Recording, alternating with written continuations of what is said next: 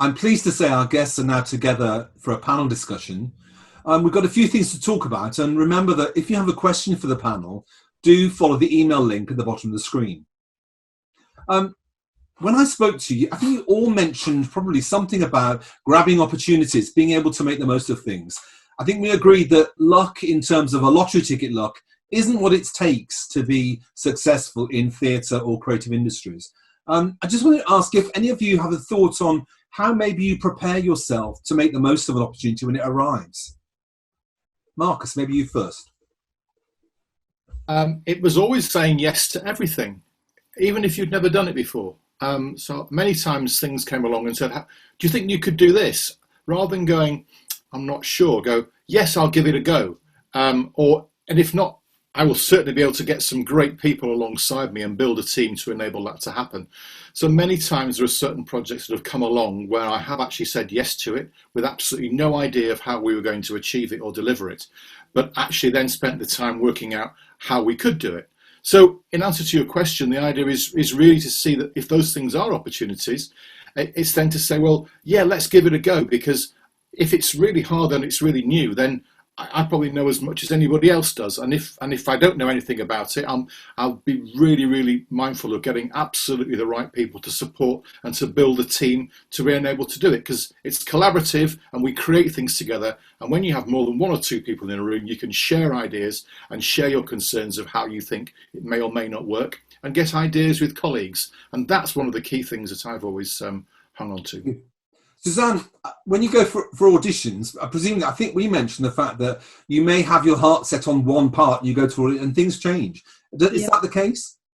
Yeah, absolutely. I think adding on to what Marcus has just said, when you go for things, you don't actually know what the outcome is going to be.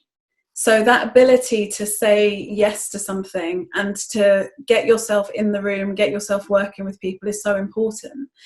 And then actually it then becomes about you and what you bring to it.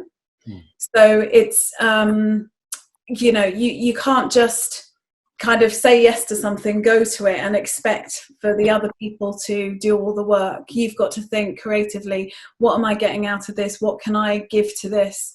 What part of my energy and creativity can I bring? And therefore then, in a way, you develop your own luck, as it were, because of what you're giving to a project. That sounds like good advice. I think one of the things about creativity that I've always found is that thinking outside the box, problem solving, we're really good at it. And actually it may be that an opportunity comes along that there's no direct solution, or we don't know maybe we've just been thrown a task. Technically, is that the case for you, Jake? Are there opportunities that you've taken thinking, well, I'll give it a whirl? Absolutely. I think having that sort of can-do attitude is really important. Even if you've never done it before, it's important to go sort of full steam into any opportunity and say, look, I agree with Marcus, well, I've never done it before, but I'm sure I could work it out, or I'll give it a go.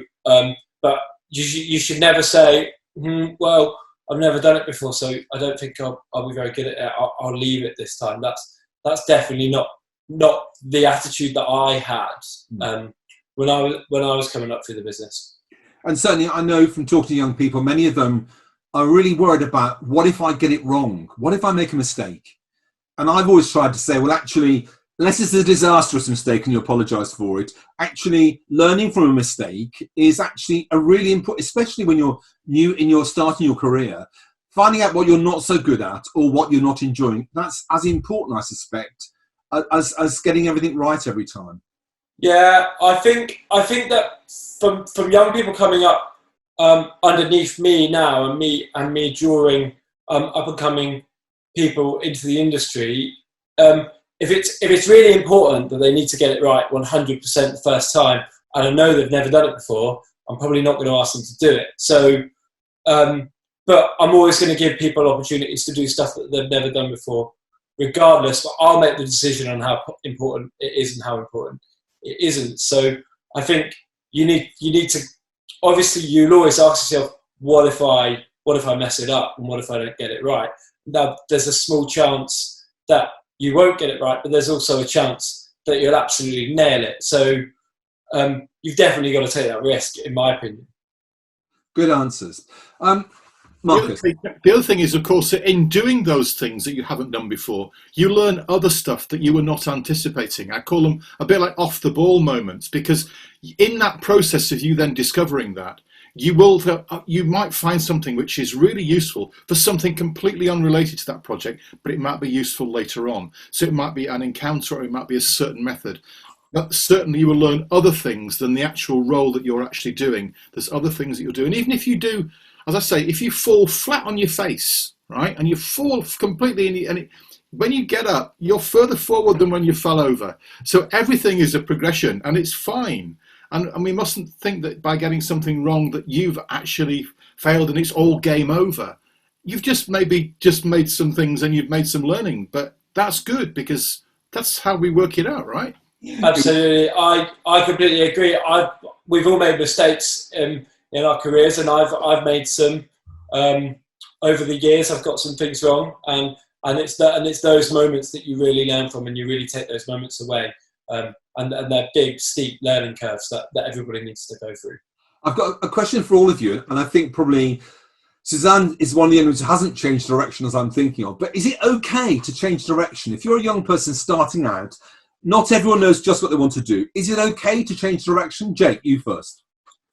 I think absolutely it is okay to change direction. Yeah, you've got to find your own way in life and your own way in your career. You know, a lot of people, when they're at school, college, university, they might not necessarily know what they want to do, but as they go through that process, and particularly college and university, that they might start to veer off from what they thought they wanted to do.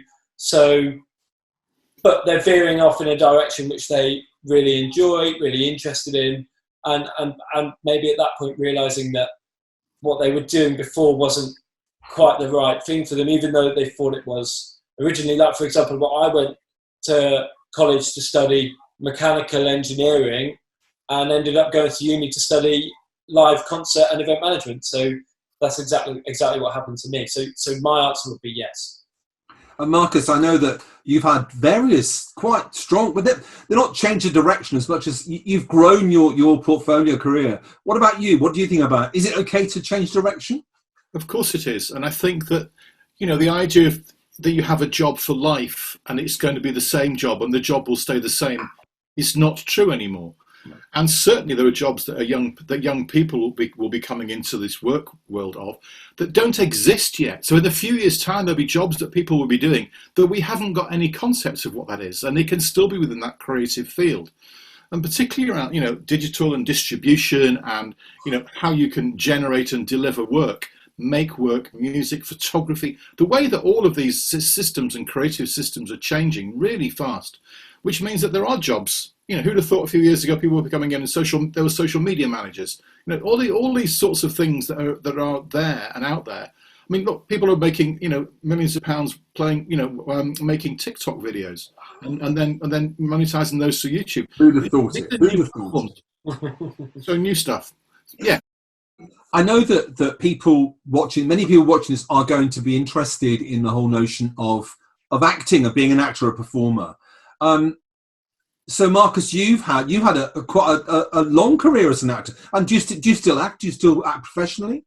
I have done. I've done bits and pieces. Yeah, I mean, it's that thing that, in the nature of work as being a director, then you're often there were projects that you'd had lined up. So you'd had things that were sort of placed there and you knew you were going to be in rehearsal for a number of weeks. And that meant, in terms of acting, you suddenly couldn't drop that and drop in a couple of days of acting or filming. So as those are around scheduling and things, it became more difficult when I began to do more full-time directing, that being able to drop in the odd schedule acting thing. Suzanne's much more successful than that. She's a much more successful and a far better actor, I do know that, as well as juggling and directing. I think that's a good segue. Suzanne, so how do you manage to juggle what you do and keeping up a pretty strong professional career? Yeah, I mean, it is a challenge because, as we say, in terms of the acting industry, it can be very last minute, whereas the directing and also being artistic director, that's a long-term vision and goal, and sometimes things pop up. But managed it in the sense of being able to manage my time well. I mean, it's really busy in everything that I'm doing. It does mean about being very selective about what I can do, in terms of like if there is a one-day filming or something like that comes up. But again, just as Marcus has said, it's tough if you've got a meeting that you've been working on for ages to get in with the council, and then you've got a casting that comes up on that day. You can't just drop it. You have to end up committing. But that's the same as when you're in an acting job, you know. So many times you're in a tour on a show, you're out of London and a casting comes up, and you know, you can't get there. The lucky thing about today's world that I didn't have when I was coming through is that we have things like self-tapes. It's absolutely incredible. I mean, I've had people who've been on holiday and, you know, a job comes up and they can, you know, just find a little corner of a room somewhere, do a self-tape and send it in and get the job off that. So, yeah, I'm really, you know, fortunate to how we've moved on, you know, with technology that allows us to do that. Good answer. So some young people I've worked with have said, you know, oh, yes, but I just want to act or sing or dance or paint or take photographs. I know that all of you in different ways do this. So the question really is if you have a portfolio career of some sort, how important is it going to be to have a knowledge about negotiating, managing budgets, speaking to agents, speaking to local authorities, fundraising, those health and safety, those sort of things? They sound pretty tedious, I think, to a young person. But how did you get to learn those things? Suzanne, you first. How do you learn those things? I mean, it's so interesting, isn't it? Because when I was at drama school, I mean, I graduated in 1995. I think we had probably one class in the whole of the 3 years that was about self-assessment and how to fill in a tax form. And I think that only came up because we were like, what do you mean? We've got things that we need to do, you know? And a lot of drama schools are still not teaching this stuff. And in fact, I'm just developing something at Theatre Peckham now that's going to do that, because I just think the thought of young people, you know, going into the industry, there's somebody who termed it as an actorpreneur, and they put together the actor and an entrepreneur, because that's what you need. And the brilliant thing about, again, coming back to what we've got in our world today, is that we have the ability to create so much content ourselves that actually it was a really tough time many years ago. So it's getting, you know, being able to have all of that stuff at your disposal and make that work for you. I just think you just get a longer time within the industry by doing that. Good. And Jake, did you learn at college? Did you know about business at college? What happened with you? Well, it's a bit of a bugbear of mine, actually, what Suzanne just said. So it's crazy that in education, and in my education from school to college to university, that no one teaches you about a tax return. But in terms of the other stuff, you know, the business studies, the health and safety side of things, I was quite fortunate in what I did to have an insight to that through my education, particularly at university. But I went down the mechanical engineering route, so health and safety was a big part of that. You know, we had a health and safety module. So you will learn it in some education routes, but at the same time, I didn't learn everything that I need to do now in my education. And when I was getting into this sort of industry, construction design management regulations on events and things like that didn't actually exist until the last 4 or 5 years. They've come in and they're being enforced on our industry now. So the one thing I'd say to younger people coming up that worry about not knowing about those things or not wanting to do those things is what will happen is before you know it, you'll be doing them and you'll know how to do it, but you won't have actually given it a second thought of how you got to that point. For me, it just happened.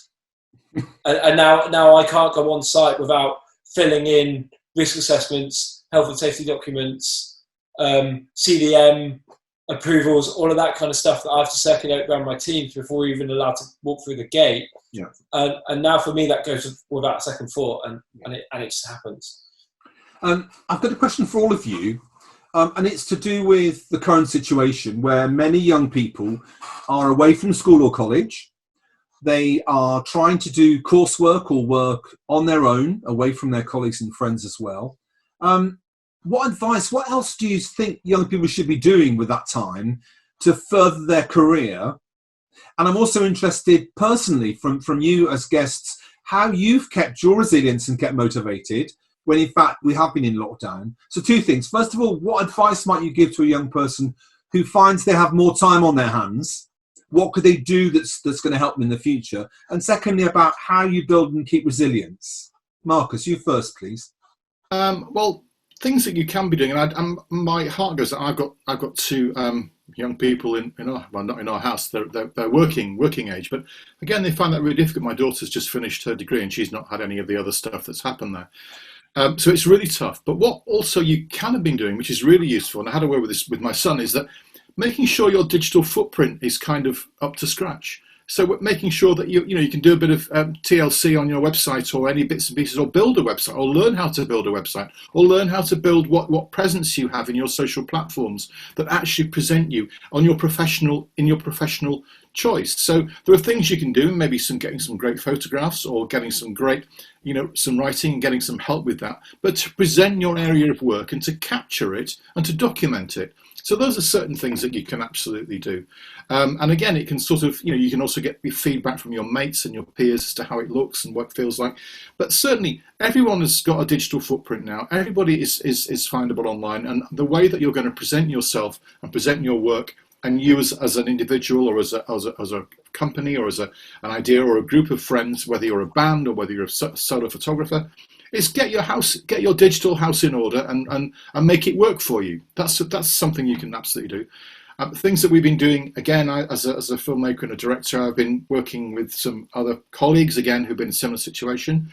We've done some recordings and made little films of tweets from the pandemic, and it's called COVID-19 Threads, where we've made a series of 6 episodes of people's voices that we've managed to get permission from and film, and to make little films around their stories of what's been happening to them during the pandemic. And also we've been developing a new project with a company I've set up called Mutiny. And in fact, Suzanne worked on this project, which is building a world in Roblox, which some of you may have been familiar with. It's an online gaming platform, but we managed to work that with Zoom, so we were able to get audio into Roblox. We built a series of worlds, and we had actors and we commissioned writers to develop new pieces of work. So audiences could come in as avatars, and they could watch and participate and run around. And we had a musician compose the music, we had a designer design the worlds, we had the writers creating the script, and we had 3 actors in there performing. So we rehearsed it, we did a technical rehearsal, and we then did 2 R&D premieres of new pieces of work. So again, developing new work in situations, but we were all working from home and working online in a new kind of format, which was again interesting and stimulating, but still enabled us to pay artists and to work collectively. That's great. Suzanne, from an actor point of view, are there things that young people who, if they really want to be actors, that they should or could be doing if they are away from college or away from school? Yeah, just before I answer that, I was just going to say that there's something that I ask young people to do when I'm doing a kind of like a coaching session with them, where I ask them to write down what do they do when they've got nothing else to do. Right? Good question. And what's really interesting is it really flags up whether or not somebody really wants to become an actor or whatever it is that they want to do. Because when you're a young person and you want to be a footballer, in your free time, you know what they're doing. They're kicking a ball up against the wall, But sometimes people are saying that they want to be an actor. And when I ask them that question, they're kind of like, I don't know, hanging out with my friends, just speaking with my friends and I'm kind of going, well, what are those things? If you really want to, how would it show up? And usually it shows up in, I read a play, I watched you know, I watched a specific movie because of, not because it was the movie that was out at the time, but it's because they wanted to learn something, or they're following this kind of actor, or they watch some of those in conversation with videos to understand what different actors went through in terms of their career. Or at the end of the film, they actually watched that section that's all about the you know, the behind the scenes, and they started learning about that. So there's so many different things that people could be doing that would actually really show them as being an actor. And interestingly, I always find that out of the three disciplines in terms of acting, singing and dancing, actors can tend to be the ones that are a little bit, I'm afraid to say, the laziest out of the three, because you know a dancer because they've always got their leg up a wall, and you know a singer because you're kind of like, can you just stop singing, you know? And actually sometimes with actors, they're not really doing that much, but the people who really are actors are on the pulse, reading, learning, and developing themselves all the time. Right. So Jake, if you want to be involved in technical work like you are, is there anything at all that young people could do if they're in lockdown or not available, not at college? What do you think? Well, I absolutely agree with both Marcus and Suzanne there on their points, and the first one being about the digital footprint is really important. So if you're a young person with a small amount of experience and or no experience, you could build your portfolio, build your website. You could show what you've been doing, what you want to do, etc. I mean, the one thing I've been doing is keeping on top of peer-sized social media, whether it's sharing past shows or current shows or industry support for the current situation, and then on my own personal social media as well. So that's the first thing, and then similar to what Suzanne said about there's plenty of things you could be doing to be an actor, a singer, or a dancer. It's the same in us. If you want to be a lighting programmer, you could find hours of seminars for every single lighting console on the market at the moment, and you can teach yourself how to program it. You can download the online software. If you want to know how to use digital audio consoles, the same thing. If you want to be a video guy, media servers, camera equipment, there's so many webinars, seminars, online Zooms that you can do at the moment, and more than ever, to be honest. And there's more support out there to be able to go and use those pieces of equipment and to learn that knowledge than ever before. So now's the best time to do that. And further to that, other things, you know, like the past 4 days, there's been wall-to-wall Glastonbury coverage. If you want to do what we do and you haven't watched that, that's shocking, you know.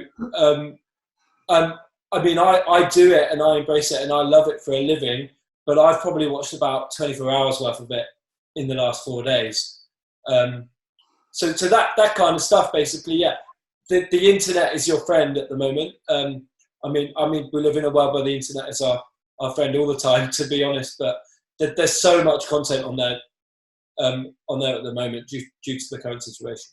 Those are really positive, excellent comments. Thank you all. So my last question is a question to all of you, and it's to do with top tips, because often I'm asked, okay, but what one or two things should I be doing if I really want to get a career in theatre or as an actor or live events or to be a techie? What one or two things would you say that I should be doing and bearing in mind as I go forward?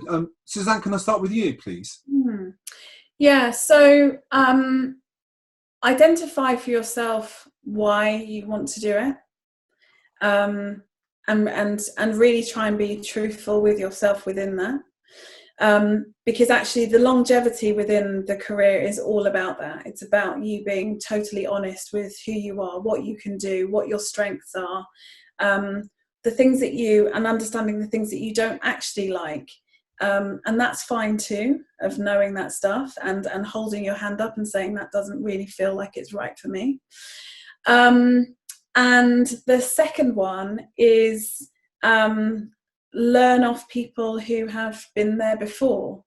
So if you're aspiring to be a certain type of actor, or you like certain types of films and those are the ones that you'd really like to be in, then find out who that, you know, who that actor is, and track back their journey, and start to learn and see what it was that got them to where they got to.